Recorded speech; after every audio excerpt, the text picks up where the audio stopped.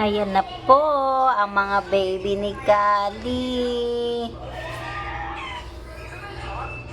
Sino po may gusto niyan? Papaampon po namin sa mga may gusto. At ang dami na po sa amin, 6 ang anak ni Kali. Plus may 4 pa kami dito, 10 na lahat, kaya kailangan na ipaampon.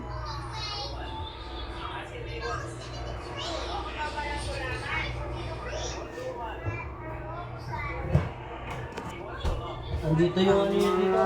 Baby. Oh, ang dami po nila.